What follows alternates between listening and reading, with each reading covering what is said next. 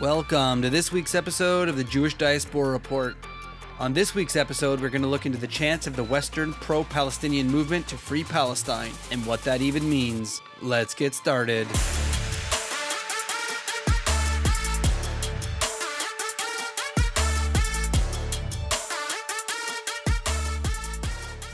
Some of our regular listeners may have noticed that we did not post an episode last weekend. The reason was because my wife and I were a part of the Walk for Israel in Toronto. This walk has two main goals. One is to raise money for Israeli social programs, and the other second and equally important goal is to gather with fellow Jews and supporters of Israel and proudly show your support for the Jewish state. According to the police estimates, over 25,000 pro-Israel supporters showed up and walked with pride around the streets of Toronto, waving their flags and holding signs showing their support for the state of Israel. It is sad to say that in this day and age, this is a risky endeavor. As we have seen in many of our previous podcasts, what is okay for everyone else to do, be proud and have a festival to support and show your pride for your heritage or country, is something that is seen as bad when done by the Jews and people who support Israel. Security was high out of fear that having so many easily identifiable Jewish people in one location, in public, would be an easy target. We can thank the amazing police of the Toronto Police Service and all of their units who attended on bikes, horses, and in police cruisers, along with the very numerous private security guards who were there to keep all walkers safe along the way. But most of all, many walkers have to thank the Jewish community security that is made up with career officials tasked at keeping Jewish people and their institutions safe, and the many Jewish volunteers from the community who join as a part of the security presence. Thankfully, due to all the pre-planning and the security, the event went off without any major incidents. That is not to say that there weren't some people who could not possibly allow the Jewish people and supporters of Israel to gather and celebrate their culture, heritage, and/or support of the democratic state and an ally. There were some small but loud groups who attempted to protest, put on by those who I would call anti-Israel activists. The reason why I choose not to call them pro-Palestinian, despite their waving of Palestinian flags, is because not one word that came out of their mouths were pro-Palestinian. It was entirely anti-Israel. Not surprisingly, we know that many people who are pro-Palestinian could care less about the actual lives of Palestinians and use their cause as a weapon against the Jewish state. This is what this week's podcast episode is going to look into. As I've said in previous podcasts, it's always interesting to see the type of people who come out to an anti-Israel protest. In this case, we were expecting many non-Jewish and Jewish left-wing groups who promote an anti-Israel message, although for whatever reason they didn't show up in very big numbers, or at all. We did, however, see many people who appeared to be Middle Eastern and Arab groups with very non-pro-Palestinian things to say. Screams by one person telling Jewish families and children that Hamas is here in Canada and that they support Hamas's goals, and other groups claiming that Israel murders babies. I had spoken to a friend of mine who was at the walk with her children about her feelings towards these issues. She expressed that she had deep sadness to those parents who had to explain to their children what they were seeing and hearing. Seeing these people, metaphorically, foaming at the mouth with their anti-Jewish and anti-Israel hate, screaming at their children.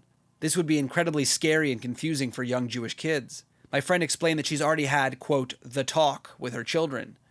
The talk, in this context for Jewish parents, is explaining to their children at some point that there are people out there who hate you for no reason other than your religion, belief, or culture. Many parents who bring their children to show their kids that they should be proud of their heritage and culture are threatened and scared by people spreading hate right in front of them. Thankfully, due to the great work by the police, these small protests never really amounted to much, aside from the freedom of speech and spreading of hate in a public space. However, there is one small incident that I witnessed while walking on the Walk for Israel. As we were crossing a small side street, a large, full-size pickup truck turned onto the road, rolled down their windows, and the woman in the passenger seat began to yell anti-Israel and anti-Jewish slurs while making negative hand gestures towards the large crowd walking along the sidewalk. However, as the car continued down the road, it came towards a large group of walkers who were crossing the small street. The lines were very thick as the car approached. I could tell by the way the driver was driving that this car did not want to wait around for people to cross the road after yelling such disgusting things at the crowd. Maybe they thought the large crowd of people would turn on the car, as would be the case if it was a Jewish driver in a crowd of anti-Israel protesters. Or maybe, deep down, the driver struggled with the decision about how far he was willing to push his hate towards the Jewish people, and began driving slowly into the crowd of walkers, thankfully slow enough that people could move out of the way of the large truck. Thankfully, nobody was hurt. but it seems like he wasn't willing to stop. During the protests, we heard some disgusting and completely false statements made. I guess during a protest, false and eye-catching taglines are much more attention-grabbing than the truth. Chanting, "Israel tries its best to fight terror and isn't perfect," doesn't have the same ring to it as their favorite slogan, Free Palestine. For any passers-by or people with little to no basic knowledge about Israel, this could be a very interesting and effective attention-grabbing slogan. A little Free Palestine mixed with very carefully manipulated facts has brainwashed many to support a terrorist group's attempt at murdering an entire country's population. Quote, "From the river to the sea." For those of my longtime listeners, you may remember that we have an episode back in May 2022 called A Free Palestine, where we talked about how the old territory of Palestine within many empires was still technically a Jewish area historically.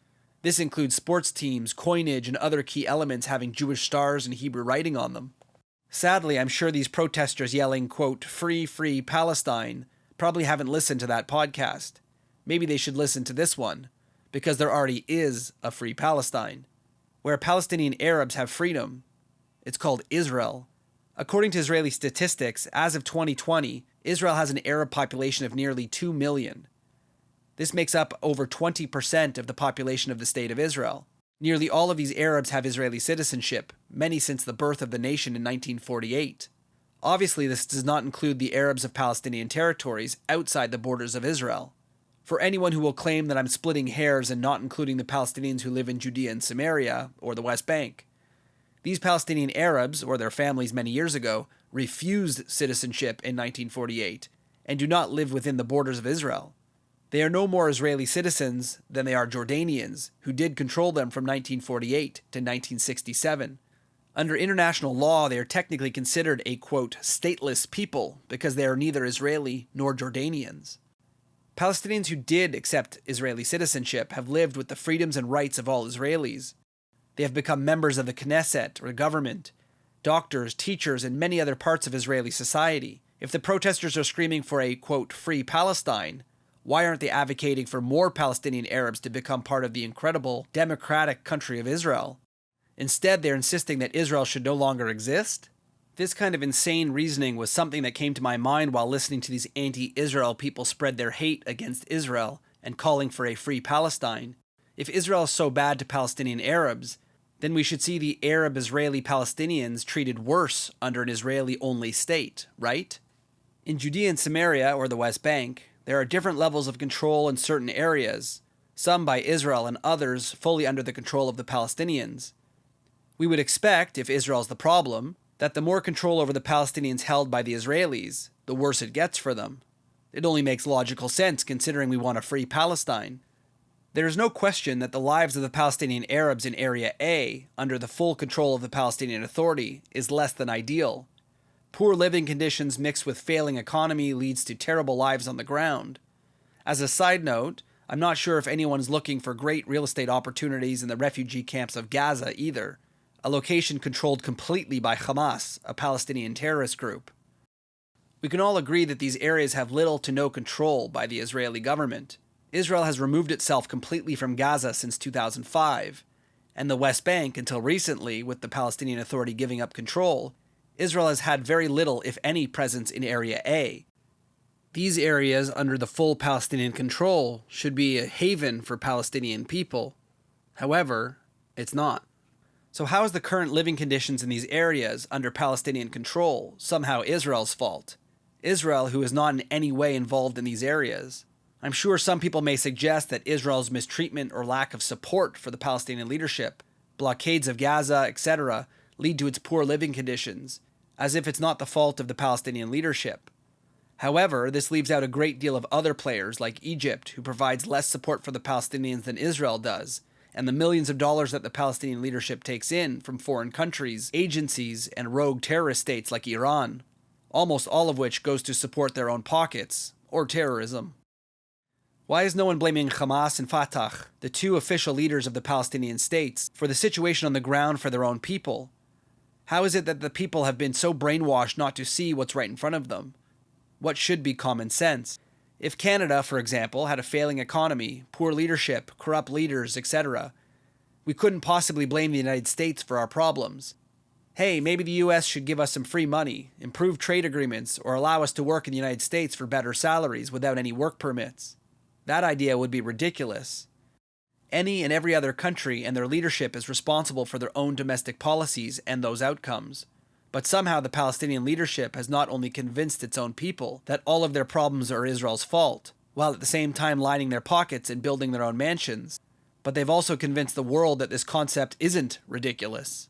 The world has been so blinded by this propaganda that it misses the most important fact, that Israeli Arabs, who are also of Palestinian background, have a very different life than their cousins across the border. Israel has provided Israeli Arabs with the freedom that they have not received anywhere else in the world, including the Palestinian territories. Amazingly, this isn't just anecdotal information, but it's fact, based on many surveys done in the Arab-Israeli community. In a poll taken amongst Israeli Arabs in 2012 by Haifa University, 68% of Israeli Arabs, when asked if they'd choose to live somewhere else, said that they preferred to live in Israel. Many cited their reasons being that Arabs who live in the rest of the Arab world have a much worse life than they have living in the state of Israel. This number's only grown since 2012. When Palestinian Arabs were surveyed in 2020, a new poll from the Palestine News Network shows that 93% of Arab residents of East Jerusalem would prefer to live under an Israeli government than the Palestinian Authority. What Israeli Arabs clearly know that their cousins living under Palestinian Authority rule don't is that life could be so much better in a democratic state like Israel. It is so much better than a corrupt terror state like under the Palestinian Authority and Hamas. Also in 2020, a survey was taken of Israeli Arabs who were given the choice about what they would do if a peace plan between the two sides was created and their current home was moved from within the Israeli border to a future Palestinian state under the Palestinian Authority. Out of the Israeli Arabs polled, an overwhelming majority of the Israeli Arabs living in Israel said that they would physically move to a new location within Israel in order to stay within their Israeli-controlled territories. This is not something new. We have known this for years. In February 2004, an Arab research center found that Arab respondents preferred 10-1 to remain Israeli citizens. By June 2008, a poll found that Israeli Arabs preferred to stay in any other country in the world over a Palestinian Authority in a ratio 3.5-1. In an example of the determination to stay under Israeli control, the Islamist mayor of el-Fam, the largest predominantly Muslim town in Israel, is quoted as saying, "The democracy and justice in Israel is better than the democracy and justice in Arab and Islamic countries." Also, Ahmed Tibi, a viciously anti-Zionist member of Israel's parliament, called PA control, quote, "a dangerous and anti-democratic suggestion." From the mouths of Israel's worst critics, they too would rather be Israeli than live under a Palestinian Authority, Hamas, or any other Arab country in the world. Israel is a haven for Arabs, especially the Palestinian Arabs. For more information on the terrible treatment of the Palestinian people by Arab nations, check out our earlier podcast, The Israel Apartheid Fraud. In the end, we can see that the Palestinian Arab population living within Israel is not only treated better than those under their own leadership, but Israeli Arabs would prefer to move to ensure that they do not end up under the control of the Palestinian Authority or Hamas. Those specifically in North America who've possibly never even spoken to a Palestinian, who try to spread anti-Israel hate rather than listening to the voices of those Israeli Arabs, need to reassess where they've been receiving their information from. Those who spread the hate and disinformation about the poor lives of the Palestinians forget to tell you one of the most important things, that those Palestinian Arabs who are living under such shameful conditions are currently living under a Palestinian leadership. Next time you see these protesters on the street demanding justice for the Palestinian people, why don't you ask them which ones they're referring to? The ones under the Palestinian control? Because it's not the fault of Israel what their own leadership is doing. You could point out those Israeli Arabs who are thriving in Israeli society, and those who refuse to leave Israel even if given the choice. How would they explain why so many Israeli Arabs, over 90%, preferred to be in Israel if Israel mistreats Palestinian people so badly? These falsehoods that are being shared, especially at anti-Israel rallies, are nothing more than anti-Semitic hate speech. Because if those people truly cared about Palestinian lives, freedoms, and successes, they would be praising Israel for the way it provides freedoms for their Israeli Arab Palestinian people, rather than demonizing it for the poor conditions caused by Hamas and the PA. If you want a free Palestine, you already have one. It's within the borders and control of the Jewish state, the place where Palestinians can be the most free.